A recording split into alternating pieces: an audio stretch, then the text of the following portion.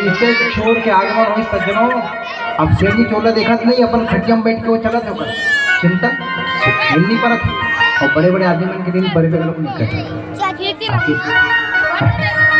एक तो शरीर में रोग अलग और घर में माल अलग, तो बिचारत मिल नहीं पड़े ना, तब बैठे रहेगा। आइए आइए आइए आइए। अब वो चोर ना जाने कैसे बड़ा छुप छुपा कर अंदर आया, और जैसे तिजोरी के पास पहुंचने वाला था सेठ की बात सुनाई दे दी, आइए आइए आइए आइए। वो चोर सुगुर्दुम हो जाता है, इतना है होशियारी से मैं इसके घर अंदर घुसा, आवाज नहीं आई, ये सेठ कैसे समझ गया। तो सोचेगा आइए ये कहा थे, मतलब वो देख रहे भागना पड़ी भैया, कल्याण होने वाले ने। जैसे पलटी था उतने समय सेठ की दूसरा चिंतन शुरू हो गया, जाइए जाइए जाइए जाइए। अब चोर बेचारा सुगुर्दुम, अब इसने मुझको देख लिया है, अब भाग रहा हूं तो जाइए जाइए बोल रहा है, मतलब जाइए बोल रहे हैं, मतलब इसने मुझको पहचाना है कि फलाना नाम का व्यक्ति में। तो भैया भागूं तो काली पुलिस का बुला के हम पकड़ा दी, जेल में डाल दी, और अभी मैं चोरी करी नहीं हूँ, अभी समय है और पैर में जाकर माफी मांग लो। और जैसे वो खटिया में गिस पहले इसमें सेठ एकदम झगड़ा है, कौन है क्या है करके किसी चोर है। सेठ जी बोले माफ कर दे भाई, मैं एकदम गरीब हो गए कारण मैं चोरी करे ला गया, माफ कर दे, लेकिन मैं जैसे चोरी करने आ रहा था आपने आइए आइए कहा मारा, जैसे भागे पर तैयार हो तो जाइए जाइए केस मारा, तो मोल देख तेरे से महाराज तो भागे का मतलब जी, तो मोल माफ कर दो।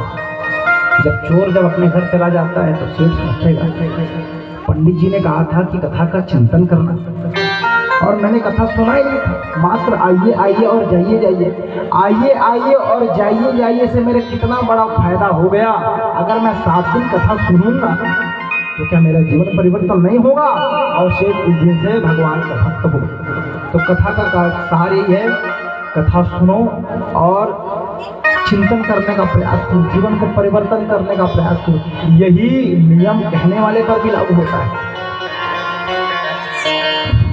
तो सज्जनों कथा को सुनो, जीवन उतारने का प्रयास करो। लिखा है स्मरण करो तो मन संवर जाए, सेवा करो तो तन संवर जाए, भक्ति करो तो जीवन संवर जाए।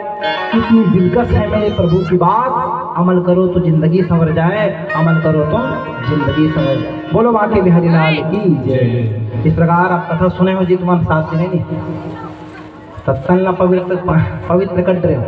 अब धन के बारी है भैया, चौहत्तरी का समय, आप धन जितना पवित्र करना है पवित्र कर लो, है ना। समय आधा घंटा, आप हरी पहली पवित्र करी धन, आप सब तोहर मन के बारी है। तन पवित्र सेवा किए, धन पवित्र कर दान, मन पवित्र हरि भजन से हो त्रिविध कल्याण। कहते हैं जीवन में तन पवित्र होता है सेवा करने से, मन पवित्र होता है भगवान की कथा सुनने से, और धन पवित्र होता है दान करने से। और इस प्रकार भागवत चंती में ये कड़ी है सज्जनों, आप लोगों ने कथा सुनी, पुनः एक बार कहना चाहता हूँ आप जीवन सबका मंगलमय हो। आप इसी प्रकार कथा सुनते रहे, आपके गाँव में एकता रहे, इसी प्रकार प्रेम रहे, विश्वास रहे। आप गाँव लोगों का गाँव का संस्कार बहुत अच्छा है, पूजा पाठ होता रहता है, बहुत अच्छा है। इसलिए भगवान से कामना करता हूँ आप कि गाँव में सुख शांति समृद्धि रहे। इसी प्रकार आप सब लोग आए और भारी संख्या में कथा सुनने आते हुए, ये मेरी कथा का ये 27वां कथा है 4 साल में। भगवान ने मुझको सुंदर अवसर भी दिया है कथा कहने का। आप लोगों को बुलाते हो तो आते हैं, और आप लोग सब भारी संख्या में आते हो। सुनने वाला नहीं होगा तो वक्ता को मजा नहीं आता है। वक्ता पैसा का भूखा नहीं होता, वक्ता तो श्रोताओं का भूखा होता है। श्रोता ही उसका सबसे बड़ा पैसा है, दक्षिणा है। और मन न जीत गए तो धन कोई बहुत बड़ी बात नहीं है। तो इस प्रकार है सज्जनों, बोलो बाके बिहारी लाल की जय। एक भजन फिर आप लोग तुलसी वर्षा भी कर सकते हैं, क्योंकि कल रविवार है नहीं, तो यहाँ गीता ले जा सकते हैं। एक भजन उसके बाद तो होगा।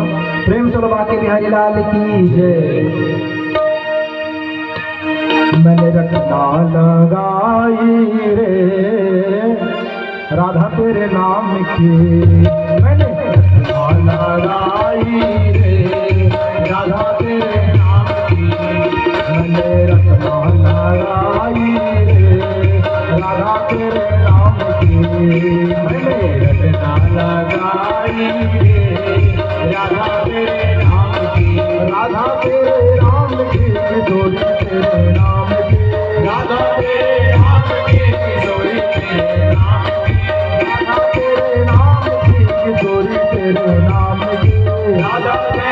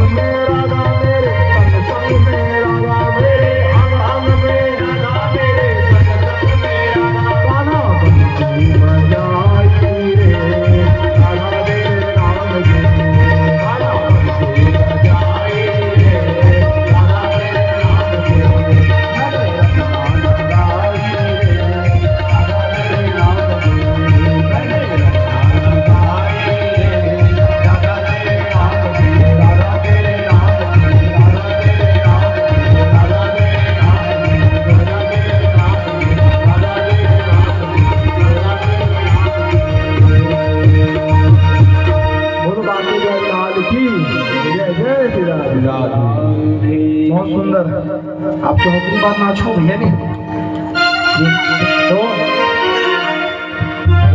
और बाकी भी हरिलाल की जाए। चलाइए आप लोग सभी लोग हरिलाल सब लोग आएंगे, चौधरी करेंगे आप लोग। जय श्री राम, जय श्री राधे, जय श्री राम।